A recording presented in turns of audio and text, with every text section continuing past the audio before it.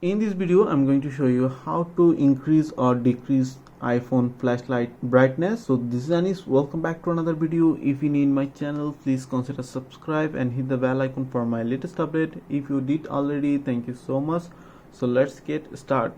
For increase or decrease flashlight brightness on your iPhone, just open control panel on your iPhone and press and hold the toss button, and after that, as you can see the leveling, now you can turn on flashlight on your iPhone like that, and you can increase the brightness and also you can decrease brightness on your iPhone, as you can see. So like that, it worked like that, as you can see.